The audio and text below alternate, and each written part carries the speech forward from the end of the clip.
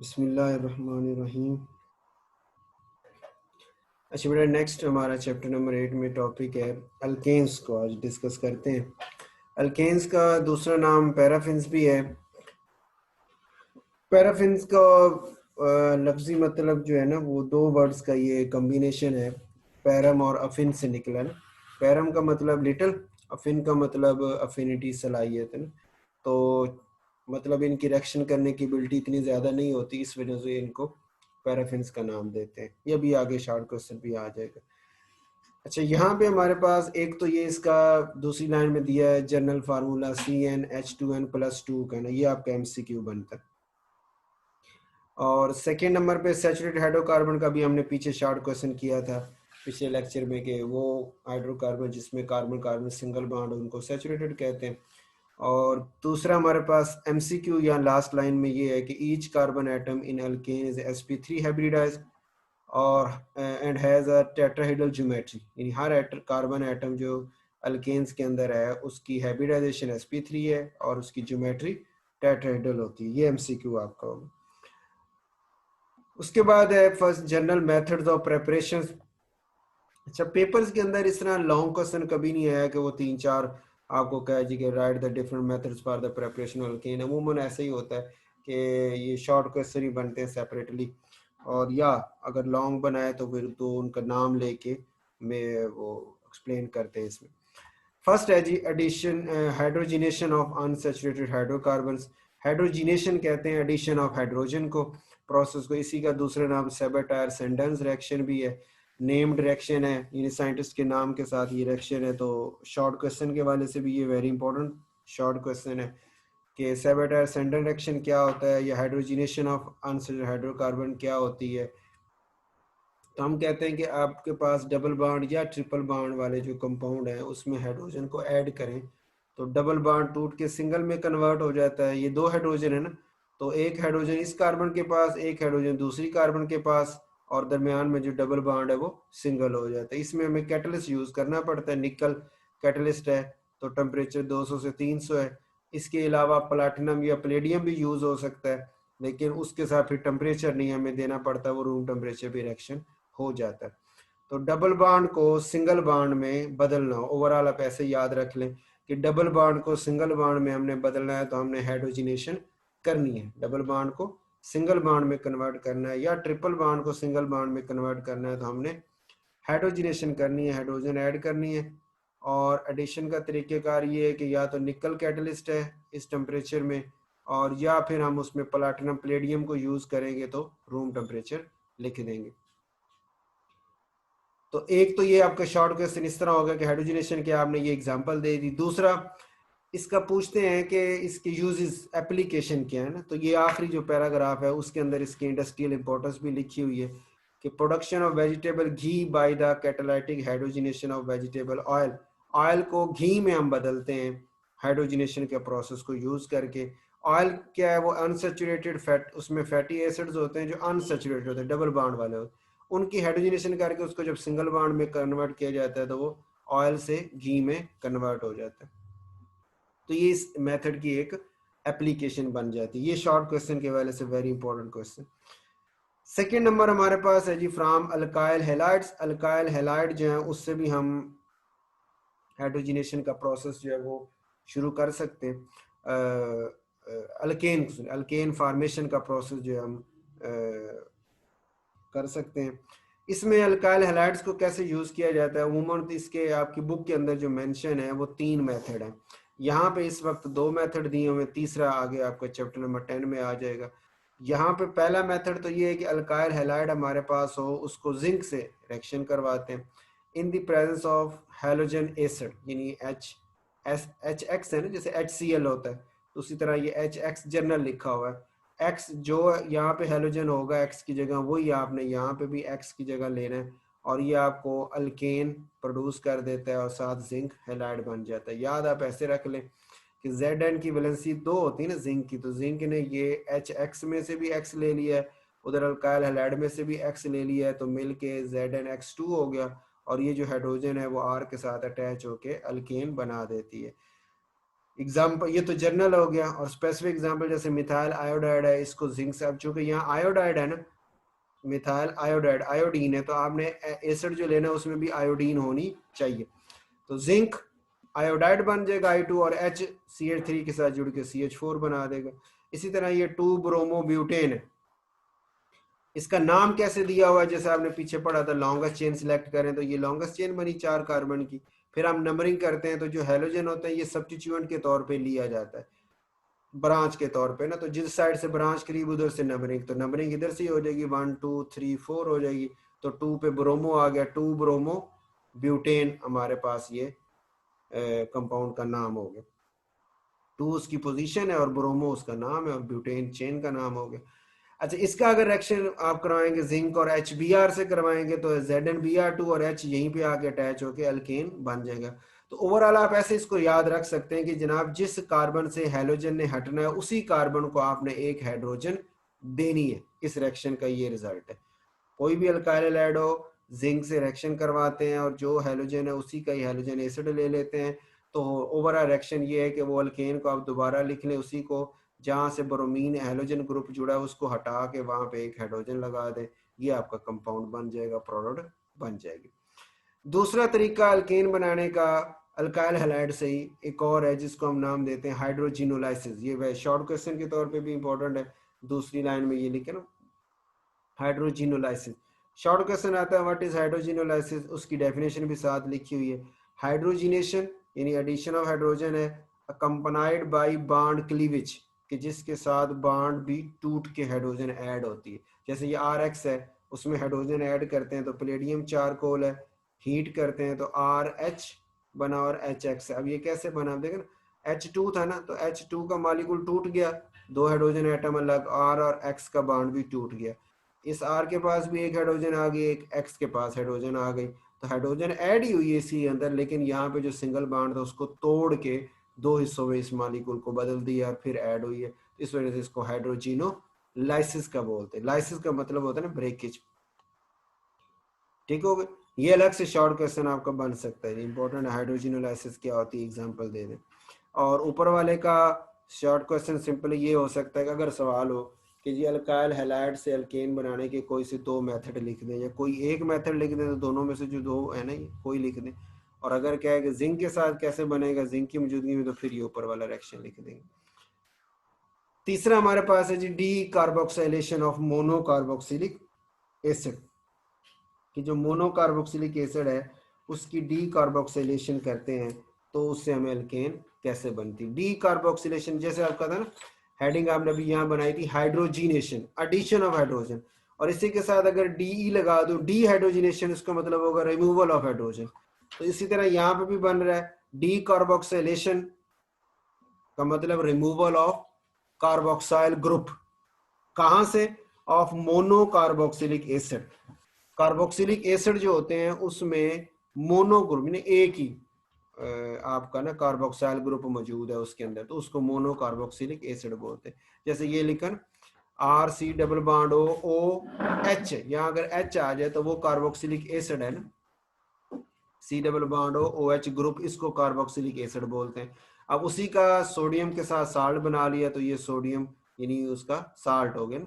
तो monocarboxylic acid की जब डी कार्बोक्सिलेशन हमने करनी है तो पहले उसका साल्ट बना लेते हैं बेस से रिएक्शन करवा के, साल्ट को फिर आगे यूज करते हैं, उसको रिएक्शन करवाते हैं सोडा लाइम के साथ। सोडा से मुराद सोडियम हाइड्रोक्साइड, लाइम से मुराद कैल्शियम ऑक्साइड है, उसको हीट करते हैं सोडा लाइम को, तो हमारे पास ये अल्केन बनी और सोडियम कार्बोनेट बन गई, अल्केन और सोडियम कार्बोनेट आ जाएगा। इसको आप याद रखने के लिए ऐसे भी रख सकते हैं कि ये देखें ना, यहाँ से NaO जो है यहाँ से लेके और ये C डबल बॉन्ड O तक का हिस्सा, सिर्फ हाइड्रोजन को यहाँ से छोड़ दे, बाकी सारे को ये C डबल बॉन्ड O तक इकट्ठा करें ना तो ये Na2CO3 बन जाता है। और ये वाली जो हाइड्रोजन है इसको हमने यहाँ से हटा के इस R ग्रुप के साथ अटैच कर दिया तो RH बन गया प्लस Na2CO3 हो गया। तो अच्छा, ये तो जनरल हो गया R के साथ, और स्पेसिफिक एग्जांपल दें जैसे ये 1 2 3 कार्बन है ना, इसमें 1 2 3 कार्बन, 3 कार्बन को आप क्या कहते हैं, प्रोपेन। तो प्रोपेन से जब एसिड बनाएंगे तो उसका नाम हो जाएगा प्रोपानोइक एसिड। प्रोपेन से जब एसिड का नाम देंगे तो प्रोपेन के एंड पे जो ई है ना, ई है, उसको हटा के OIC एसिड पे लगा देते हैं तो वो बन जाता है प्रोपानोइक एसिड। ठीक हो गया। तो ये प्रोपानोइक एसिड था, उसको सोडियम हाइड्रोक्साइड से उसका साल्ट बना लिया, तो साल्ट का नाम हो गया सोडियम प्रोपानोएट या प्रोपायोनेट, ये जनरल नाम है। सोडियम प्रोपायोनेट ये जनरल नाम है, और उसी IUPAC दें तो सोडियम प्रोपानोएट। अच्छा, अब उसका जो आपका सोडियम प्रोपानोएट एसिड बना, साल्ट बना हुआ है, उसको फिर उसी तरह सोडा लाइम से रिएक्शन करवाया तो आपके पास यहाँ इथेन बनती है और सोडियम कार्बोनेट बनता है। अगर आप इसको ओवरऑल इसको कंक्लूड करें तो ऐसा नहीं है कि जो कार्बोक्साइल ग्रुप है वो तो निकल गया, पीछे जितनी कार्बन होंगी उसको एक हाइड्रोजन हम दे के अल्केन बना देंगे। ये देखें यहाँ R था तो एक हाइड्रोजन दे दी, यहाँ 2 कार्बन है तो इस कार्बन को एक हाइड्रोजन दे के अल्केन बन गई, वो कार्बोक्साइल ग्रुप सोडियम कार्बोनेट की शक्ल में निकल जाता है, मूव हो जाता है। ठीक हो गई। ये शॉर्ट क्वेश्चन आपके पास पेपर में आया हुआ है और इसी तरह ही पूछा हुआ है, discuss the decarboxylation of monocarboxylic acids. तो आप इसी तरह ही इसकी एग्जांपल लिख देंगे।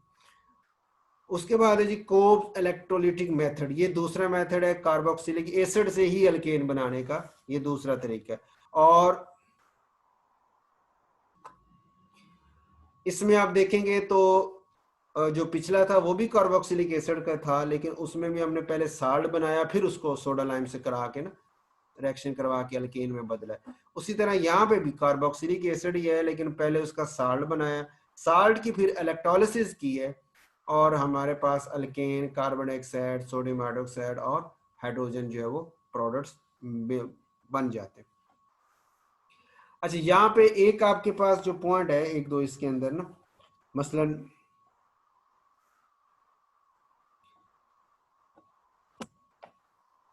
एक तो ये पहले तीसरी लाइन में ना शुरू में लिखा हुआ है प्रेपरेशन ऑफ सिमेट्रिकल अल्केन, इसमें जो देखा ना ये जो R ग्रुप था, ये पहला जनरल रिएक्शन देखो, इसमें ना ये जो R है COO और Na है ना, Na भी निकल गया है, COO भी निकल गया है CO2 गैस की शक्ल में, और जो R था वो R डबल हो गया, डबल हो गया।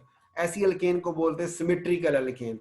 तो कोब्स इलेक्ट्रोलिटिक मेथड में ये आप MCQ के तौर पे भी याद रख सकते हैं, या इसकी सिग्निफिकेंस कह सकते हैं, इसमें हमें सिमेट्रिकल अल्केन्स मिलती है। ठीक होगी। उसके बाद हमारे पास है, अब इसका मैकेनिज्म आ जाता है आगे। मैकेनिज्म में कैसे चलते हैं कि पहले स्टेप में हमारे पास जो वो साल्ट है वो पानी में आयोनाइज होता है, एक एनायन बन गया और एक कैटायन बन गया, पोटेशियम के जैसे पॉजिटिव कैटायन है और ऑक्सीजन के ऊपर माइनस एनायन है। अब हमारे पास इलेक्ट्रोलिसिस जब आप करते हैं तो वो 2 रॉड होते हैं ना, एक बैटरी के पॉजिटिव सिरे से जुड़ा, एक बैटरी के नेगेटिव से। जो पॉजिटिव से जुड़ा उसे एनोड कहते हैं, जो नेगेटिव से जुड़ा उसे कैथोड कहते हैं। जो एनोड है, पॉजिटिव सिरे से जुड़ा हुआ जो एनोड है, अब पॉजिटिव चार्ज इसके ऊपर है तो पॉजिटिव चार्ज वाले की तरफ नेगेटिव आयन आएंगे, और जो कैथोड जिसके ऊपर नेगेटिव चार्ज है उसकी तरफ पॉजिटिव आयन आएंगे। तो अब हमारे पास ये जो एनायन बना हुआ है एसिड का, ये वाला एनोड के पास आता है, वहां पे आके अब आपको पता है एनोड पे जो एनायन आते हैं वो क्या करते हैं, डिस्चार्ज होते हैं। डिस्चार्ज होने का मतलब कि ये जो माइनस चार्ज है, माइनस चार्ज क्यों है कि उन्होंने किसी का इलेक्ट्रॉन गेन किया हुआ है, वही इलेक्ट्रॉन वो रिटर्न कर देते हैं, वापस कर देते हैं, तो उनका चार्ज खत्म हो जाता है। ठीक हो गया, इसको हम बोलते हैं कि ये डिस्चार्ज हो गए, चार्ज का खत्म हो गया उनका। तो कहते हैं ये जो एसीटेट आयन के 2 मॉलिक्यूल हैं, ये इसकी इलेक्ट्रोलिसिस करें तो ये हमारे पास ऑक्सीजन के ऊपर जो डॉट लगा है ना, इसको बोलते हैं रेडिकल। तो ये फ्री रेडिकल हमारे पास ऑक्सीजन को फ्री रेडिकल बना देते हैं, और प्लस 2 इलेक्ट्रॉन हमारे पास आ जाए। 2 मॉलिक्यूल लगाए ना ये बैलेंसिंग के लिए ना, 2, तो इसलिए माइनस के साथ 2 मिलके तो 2 इलेक्ट्रॉन हो गए, और 2 ही ये वाले रेडिकल। रेडिकल क्यों बनता है? रेडिकल हम उसे कहते हैं जिसके वैलेंस शेल में एक अनपेयर्ड इलेक्ट्रॉन हो, पेयर ना हो। वैसे तो आपको पता है ऑक्सीजन के वैलेंस शेल में 6 इलेक्ट्रॉन होते हैं, एक इसने इधर शेयर किया हुआ, पीछे 5 थे, 5 में से एक ये माइनस लेने की वजह से वो पेयर हुआ था। ठीक हो, लेकिन अब जब उसने वो छोड़ दिया है तो अब वो पेयर उसका खत्म हो गया, तो वो अनपेयर्ड हो गया, तो अनपेयर्ड वाले को हम फिर फ्री रेडिकल बोलते हैं। ठीक है। अगले स्टेप में क्या होता है कि ये जो डॉट वाला आपका फ्री रेडिकल है, ये इलेक्ट्रॉन मूव करके आता है यहाँ पे कार्बन और ऑक्सीजन के दरमियान, इधर से ये वाला मिथाइल CH3 और C का बॉन्ड टूट जाता है, यहाँ से भी एक इलेक्ट्रॉन मूव करके इधर आता है और इस कार्बन और ऑक्सीजन में डबल बॉन्ड बन जाता है, तो ये बन गई CO2 C double bond O, C double bond O, CO2 बन गए। और जो CH3 है उसके ऊपर डॉट आ गया। अब उस डॉट के दो हैं मॉलिक्यूल, दो CH3 डॉट, CH3 डॉट, दोनों आपस में मिलके ये दो डॉट बने ना, तो और दो ही CO2 बने हुए, तो वो दो डॉट वाले आपस में मिलते हैं तो अल्केन हमारे पास बन जाती है। ठीक हो गया, ये एनोड का प्रोसेस हो गया। और अब जब कैथोड पे आते हैं तो कैथोड पे अब ये K+ भी आया हुआ है, और यहाँ चूंकि पानी भी है तो पानी की वजह से भी H+ आयन और OH- आयन है, और H+ आयन भी यहाँ पे आए हुए हैं।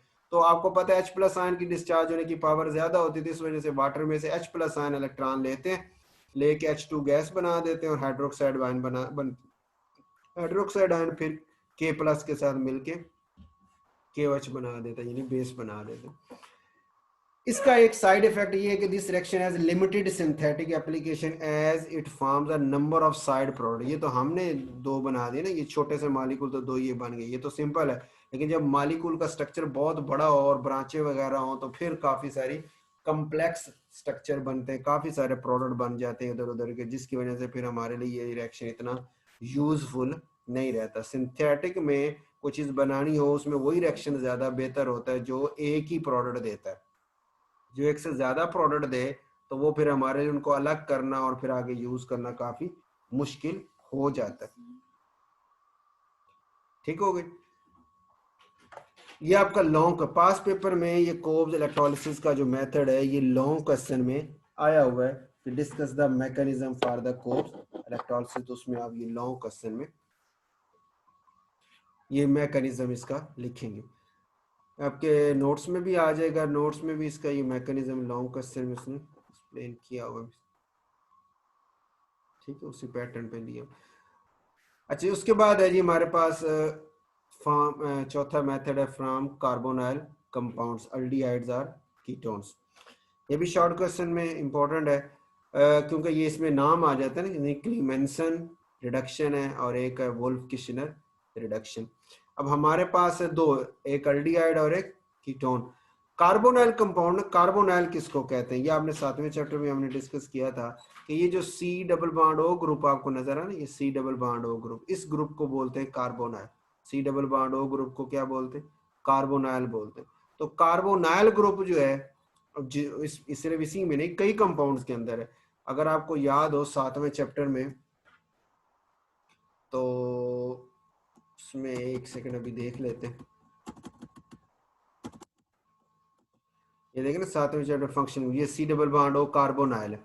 ठीक है, उसके एक तरफ अगर हाइड्रोजन, ये इधर तो कार्बन है ना जिधर डैश लगी, एक तरफ अगर हाइड्रोजन हो तो उसको अल्डिहाइड, और अगर दोनों तरफ ही कार्बन हो तो उसको कीटोन, और अगर एक तरफ कार्बन और एक तरफ OH लग जाए तो उसको कार्बोक्सिलिक एसिड, और अगर उस तरफ X लग जाए तो उसका नाम है एसिड हैलाइड, अगर NH2 लग जाए तो एसिड अमाइड, अगर OR लग जाए और एक तरफ कार्बन और एक तरफ ऑक्सीजन के साथ फिर कार्बन हो तो उसे एस्टर कहते हैं। ठीक हो, अब ये सारे कार्बोनाइल कंपाउंड है, इन सारों में कार्बोनाइल है, लेकिन एक जनरल कन्वेंशन है, ये रवाज है कि कार्बोनाइल कंपाउंड की जब भी नाम लिया जाएगा ना कार्बोनाइल कंपाउंड, उससे मुराद सिर्फ दो ही क्लासें हैं, अल्डिहाइड और कीटोन। ठीक हो, तो इस वजह से यहाँ पे भी वो फ्रॉम कार्बोनाइल कंपाउंड्स लिख के आगे उसने ब्रैकेट में लिख दिया कि बात यहाँ पे हम अल्डिहाइड और कीटोन की कर रहे हैं। अच्छा, अब यहाँ पे एक पॉइंट, तो ये जो पहला स्ट्रक्चर दिया हुआ आपके पास ये कीटोन है, कि कार्बोनाइल के दोनों तरफ कार्बन है तो इसलिए इसको कीटोन बोल रहे हैं, इसका दूसरा नाम है एसीटोन। ठीक हो, एसीटोन इसका जनरल नाम है। और अगर IUPAC आप नेम दें तो फिर 3 कार्बन है, 3 कार्बन को आप बोलते हैं प्रोपेन, 3 कार्बन को प्रोपेन। तो प्रोपेन के एंड से ई को हटा के ना, कीटोन के आखिरी 3 होते हैं ना, ओन, ONE ओन, ये लगा देते हैं। प्रोपेन के एंड से ई को हटा के ONE ओन लगा देते हैं तो उसका नाम बन जाता है प्रोपानोन। तो जनरल नाम एसीटोन है, IUPAC नेम इसका प्रोपानोन यूज हो गया। तो प्रोपानोन कीटोन है, इसकी आपने अल्केन में बदलना है तो इसकी रिडक्शन करते हैं किसकी मौजूदगी में, जिंक, मरकरी और HCl की मौजूदगी। ये जो जिंक, मरकरी और HCl है ना, ये यूज होता है, ये क्लीमेंसन है। ये कौन सी रिडक्शन रीजन है, क्लीमेंसन रीजन है, और इस वजह से इसका नाम जी क्लीमेंसन रिडक्शन ही है। ठीक हो गया। और जो अल्डिहाइड है कि कार्बोनाइल के एक तरफ हाइड्रोजन और एक तरफ कार्बन हो तो इसको अल्डिहाइड बोलते हैं। अब अल्डिहाइड की रिडक्शन करनी हो तो उसके लिए फिर ये N2H4 हाइड्राजीन और KOH की और 200 डिग्री C टेम्परेचर, इस रीजन को हम बोलते हैं वुल्फ किशनर रीजन। ठीक हो गया। और इस रिडक्शन को वुल्फ किशन रिडक्शन बोलते हैं, और ये भी हमें अल्केन देती है प्लस वाटर बनता है। इसको याद रखने के लिए आप जर्नल इस तरह भी लिख सकते हैं, रख सकते हैं कि जो सी डबल बॉन्ड ओ है ना कार्बोनिल, चाहे कीटोन के अंदर है चाहे अल्डिहाइड के अंदर है, उसने बदल जाना है CH2 के अंदर, CH2 के अंदर बदल जाना है कि ये जो सी डबल बॉन्ड ओ है इसकी जगह CH2 आ जाएगा, बाकी साइडों वाली जो कुछ मौजूद है वो वैसे। यहाँ पे भी देखें ये CH2 आएगा, इस H से मिलके वो CH3 हो गया, और इधर CH3 पहले से ही है तो ये अल्केन बन गया। ठीक हो गया। तो ये ओवरऑल इसका रिएक्शन बन रहा है। आपके पास पेपर में इसका शॉर्ट क्वेश्चन आया जिसमें उसने कहा कि इसका नाम है ना प्रोपानोन, प्रोपानोन से प्रोपेन बना दे, यही आपने रिएक्शन लिखना था उसके जवाब में। लेकिन उसका सवाल ये था कन्वर्ट प्रोपानोन, यानी एसीटोन उसका जनरल नाम है, और प्रोपानोन इनटू प्रोपेन, प्रोपानोन को प्रोपेन में बदल दें, ये उसका शॉर्ट क्वेश्चन था, और आपने ये रिएक्शन इसी तरह सिंपल लिख देना। उसके बाद 5वें नंबर पे है जी फ्रॉम गिगनार्ड रीजन, कि गिगनार्ड रीजन से हमारा जो है ना वो अल्केन कैसे बनती है। इसका भी शॉर्ट क्वेश्चन हो सकता है कि right different methods for the preparation alkane from Grignard reagent. आपकी बुक पे वैसे ही इस जगह पे चैप्टर नंबर 8 में सिर्फ एक ही मेथड वाटर के साथ दिया हुआ है, लेकिन आप चैप्टर नंबर 10 में देखेंगे वहां पे वाटर के साथ साथ अमोनिया भी दी हुई है, अल्कोहल भी दिया हुआ है, और वो भी अल्केन ही बनाते हैं। ठीक होगा। तो शॉर्ट क्वेश्चन यहाँ पे तो अब मैं यही बना रहा हूँ कि गिगनार्ड रीजन से कैसे बनेगी अल्केन ना, तो उसको एक्सप्लेन कर देते हैं। वैसे सवाल ये भी हो सकता है कि राइट डिफरेंट 2 मेथड या right different 3 methods for the preparation of alkane from Grignard reagent, तो फिर उसमें एक तो वाटर वाला हो जाएगा, ठीक हो, एक अमोनिया वाला हो गया, एक अल्कोहल वाला हो गया। वो भी मैं आपको अभी इसमें दिखाता हूँ। अगर आप देखें ना इसमें चैप्टर नंबर 10 में हमारे पास वो रिएक्शन आता है असल में।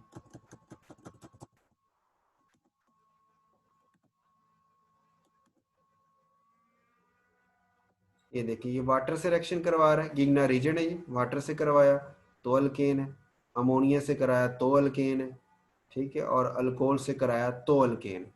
तो 3 मेथड बन जाते हैं इसके ना बनाने के, अल्केन बनाने के। ठीक होगा। लेकिन वहां पे आपके पास सिर्फ वो एक ही डिस्कस किया हुआ है। बहरहाल अभी तो शॉर्ट क्वेश्चन अगर सिंपल ये हो के बता दे तो फिर आप वही बताएंगे, और अगर शॉर्ट क्वेश्चन हो के 2 से 3 मेथड लिखे तो फिर आप वो उनको मेथड्स को भी शामिल करेंगे। ठीक हो गया।